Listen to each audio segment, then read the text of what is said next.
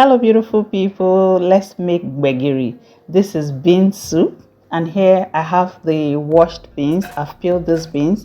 I have videos on my page and on my channel on how to peel your beans with ease without any stress.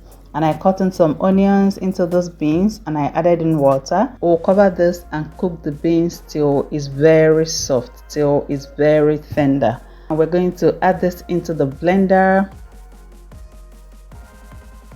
I also brought in pepper and crayfish, and we're going to blend this till it's very smooth.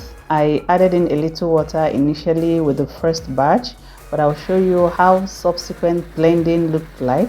You can add little or much water when blending it, but you have to be looking out for the certain consistency that you want to achieve. I rinsed my blender also, and I brought in the water and I added in palm oil. I also brought in salt and some seasoning cubes. We're going to break this up so that no one will be chewing on it, and we'll stir this for everything to dissolve very well. This is one easy soup I love so much. It's easy to make and you can enjoy it maximally. I also brought in meat stock. You can use chicken stock or any protein stock of your choice. This is optional, by the way, and we'll mix all this in. Look at the consistency we'll have here.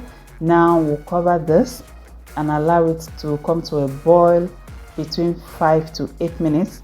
But note that within this period you have to stir it occasionally because beans burn so easily, so that it wouldn't be burning underneath without you knowing it. Remember, at Glory Homemaker, we give you value for your time. And this is about 7 minutes. We'll give this another stir, and now I'll check for my salt and seasoning. I always say that your seasoning and your salt should be proportional to the quantity of food you're cooking. If you're not sure, you add in little per time and adjust as you cook along.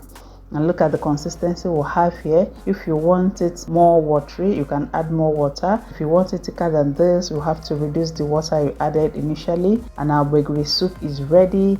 Now we're going to serve this. At any point of serving the soup, you have to stir it very well, and note that when the soup gets cold, it's going to thicken up also. Most times I just make this soup and just lick it as it is. I don't have to have it with any swallow. Licking it alone, it's so delicious. And I plated this with ewedu leaves. For today's recipe, I'll be enjoying this Gbegiri soup with amala. I have recipes on where I got this amala from scratch from yam peels, and I also have recipes on where I turned this amala into the swallow you're seeing. And now I came in with our buka stew. I've heard some people complain how this soup looks like, but sometimes you don't have to judge a book by its cover. When you try this, you might have a change of mind. I have amazing recipes I would like you to check out on my page and on my channel. I hope you learned a thing or more from this video. Thank you for watching, and see you in my next video.